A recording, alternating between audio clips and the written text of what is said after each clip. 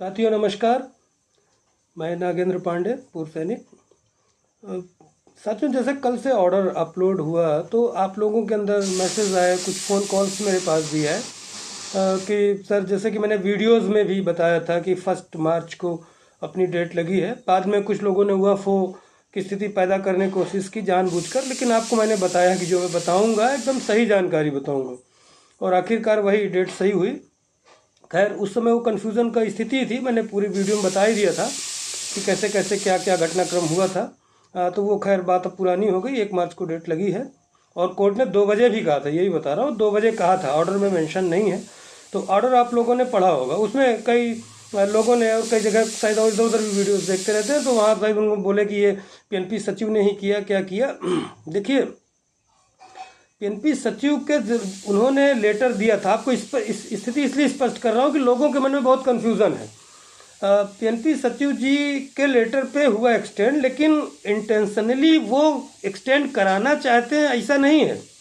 कुछ लोग इसमें बोल रहे हैं प्रवक्ता बने। अरे भाई, मैं तो उनके विरोध में हूँ। उनके या कोई आदमी जाएगा उनके पास तो भर्ती प्रक्रिया को लेकर ही जाएगा ना, प्रवक्ता नहीं। हम तो चाह रहे हैं, उनसे लड़ने को तैयार हैं, उनसे भिड़ने का। ऐसा होता तो हम लोग क्यों मिलते? हमारा पूर्व सैनिक का एक प्रतिनिधि मंडल मिला तो इसीलिए मिला ना कि भर्ती प्रक्रिया पूरी हो, सब कुछ जल्दी जल्दी कराएं। सब निवेदन किया गया, वो कि अल्टीमेटम भी दिया गया, सारी चीज़ें हैं। तो उनका लेटर का मतलब ये होता है, अभी आज के पेपर भी आपने पढ़ लिया हो गया कि डायरेक्टर बेसिक के खिलाफ जो है गैर जमानती वारंट जारी हो रहा है। 7 दिन के अंदर लखनऊ कोर्ट को बोला गया कि रिपोर्ट दें, माननीय हाई कोर्ट इलाहाबाद के द्वारा। उसके बाद अभी 77 अवमानना के केस प्रमुख सचिव के खिलाफ हुए, दीपक कुमार जी के। पूरा विभाग, हम लोग जब उस दिन मिल रहे थे उसी समय हमारे सामने फ़ोन आया एक सचिव जी के पास। तो वहाँ कहा, सर हम लोग तो अभी पूरे किसी का था, जो भी जिसका भी रहा हो, उनका भी तो हम उसमें लगे हैं पूरे मैटर में। तो इतनी अवमानना, इतनी चीज़ें हो गई हैं कि इतनी घबराहट है कि क्या कोर्ट कर दे। इनका लेटर देने का आशय ये है कि इन्होंने कहा कि भर्ती प्रक्रिया हम मतलब अगर जैसे अब ये कैसे लिख के दे सकते हैं कि आपने ये भर्ती प्रक्रिया आपने स्टे लगाया है और ये शुरू कर देते, तो कोर्ट ये कह सकती है कि नहीं कि आप अपने मर्जी शुरू कैसे कर दिए। ये सिर्फ बचने के तरीके, अनुनय विनय के हिसाब से। जैसे अब मैं अपनी भाषा में बताऊं, जैसे किसी अधिकारी ने किसी को कहा गुस्से में कि उसके खिलाफ कई अवमानना की नोटिस है, बोल दिया कि तुम यही ड्यूटी पे खड़े रहोगे। अब वो अधिकारी चले गए, उसके बाद लौट के आए शाम को। उन्होंने कहा, तुम ड्यूटी पे अभी क्यों? बोला, सर आपने ही तो कहा था कि यहाँ करिए, तो आपने बताया नहीं कि 2 बजे चले जाना है या 1 बजे यहाँ से निकल जाना। तो मैं खड़ा रहा। तो ये इन्होंने कहा कि सर आपने तो ये कहा नहीं कि स्टे हट गया, एक्सटेंड हो गया।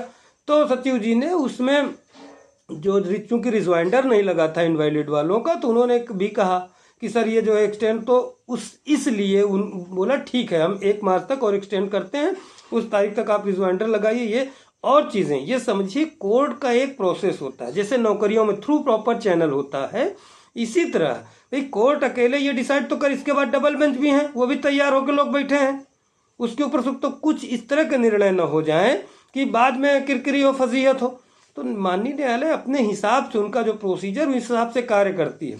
अच्छा, कुछ लोग अभी बोल रहे हैं लेखपाल। अरे लेखपाल में सिर्फ 2 क्वेश्चंस का विवाद था, और उसमें और वो विवाद जो है उसमें कौन सा जो है लोगों ने विरोध की, कोर्ट ही गए, वहीं से तो नया डिस्पोज हुआ। तो चीज़ों को आप लोग समझिए कि आदमी जो है इस तरह बरगलाने वाली बातें नहीं है। कोर्ट जब कर रही है, वहाँ निर्णय चल रहा है, तो वहीं से होगा। हाँ, और चीज़ें, अच्छा हाँ, और चीज़ें मैं और चीज़ें विवाद में नहीं पढ़ना चाहता, मैं कहना चाहता हूँ। एक चीज़ ये है कि आपकी भर्ती को लेके एक बहुत बड़ा खुलासा होगा कि आप लोग तो उस समय खुश होंगे कि हम लोगों ने ये जो थर्ड पार्टी किया उससे बहुत सही निर्णय लिया। आप लोग इस चीज़ को, ये मेरा विश्वास मानिए, फिर मैं बोलता हूँ जो कहता हूँ सही कहता हूँ, आप एकदम खुश होंगे और इस सोचने पे मजबूर हो जाएंगे कि कैसे कैसे लोग, अगर हम थर्ड पार्टी को सहयोग न किए होते तो क्या होता। इसका खुलासा होगा, बहुत तेज़ी से होगा, और आप लोग ये थोड़ा सा हो जाए, भर्ती हो जाए, और हम लोग लगे हैं जोर जोर से। और चीज़ें बीच में और बहुत सारी जानकारियां हैं, कुछ जैसे रूमर्स फैल गए इसमें कि जो सब्जेक्ट कम्बिनेशन वाला नहीं है उनका चाहे जितनी मेरिट हो उनका नहीं होगा, आदि आदि, उनका ग्रेजुएशन में जो है कम्बिनेशन होना चाहिए सब्जेक्ट का। अगर बिना विषय के, जो स्नातक में उनका विषय नहीं, उसके अलावा उन्हें दूसरे विषय से पेपर दे दिया है तो रिजल्ट नहीं आएगा। तमाम ऐसी बातें, इन चीज़ों में भी नहीं पढ़ना चाहता। अभी हमारा ये है कि केस निकल जाए, और आप लोगों को एग्ज़ाम भी इस समय, इसलिए मैं तो डिस्टर्ब नहीं करना चाहता, तमाम चीज़ें वीडियोस बनाना चाहता हूँ। एक ये जानकारी थी तमाम तरह की, वो पीएनपी सचिव ने लगवाया। पीएनपी सचिव ने लगवाया नहीं है, इन्होंने अपनी तरफ से क्लेरिफिकेशन दिया है। और क्योंकि इस समय विभाग के ऊपर इतनी ताबड़तोड़ कार्रवाई हुई है तो ये घबराए हुए से हैं। तो इन्होंने कहा है कि भैया आपने तो ये कहा नहीं कि इसलिए हमने अपनी कोई भी प्रक्रिया आगे नहीं बढ़ाई है, ये एज पर योर इंस्ट्रक्शंस। तो एक तरह से इनडायरेक्टली ये था कि अभी आप कह दें कि हट गया तो अपनी प्रक्रिया आगे बढ़ा दें। तो ये चीज़ें नहीं है कि वो इनके कहने पे लग गया या ये चाह रहे थे लगवाना, ऐसा नहीं है। इनके ऊपर भी सरकार का ही प्रेशर रहता है, सरकार के ही आदमी हैं। तो और कई कर्मचारियों से भी हमारी वहाँ पीएनपी के बात होती, बहुत सारे लोग आते जाते परिचित हो गए, सब बताते हैं कि ऊपर से बात हुई, सरकारी अधिवक्ता को भी बताया जा रहा है बार बार, वो भी लगे कि जल्दी भर्ती प्रक्रिया पूर्ण हो, शासन से भी है। और इस बीच देखिए अभी समय मिल रहा है तो कुछ और कार्य किया जाएगा। अगर ये 1 मार्च के बीच में 10-12 दिन है, क्योंकि वैवाहिक कार्यक्रम भी चल रहा है। आज भी मैं 3 बजे रात को आया और तमाम जगह जाना पड़ा मुझे आने के बाद, तो अभी समय मिला। तो आप लोगों का एग्ज़ाम भी इस वजह से डिस्टर्ब नहीं करना चाहता। तो यही सब जानकारियाँ और बहुत सारी जानकारियाँ वो बीच बीच में आपको देता रहूँगा।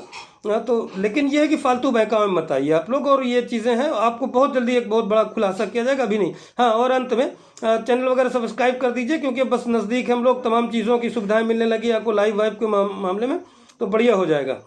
और चीज़ चलिए मिलते हैं। फालतू किसी के बारे में बोलने से कोई मतलब नहीं है। और चीज़ें मिलेंगी आपको, बहुत जल्द वीडियो बनाऊंगा, बहुत सारी जानकारियां हैं मेरे पास, उन चीज़ों को देते हैं। आज के लिए इतना, वीडियोस लंबी होगी इसलिए आधी जानकारी रह जा रही है। ठीक है, नमस्कार, मिलते हैं नेक्स्ट वीडियो में। जय हिंद, जय भारत।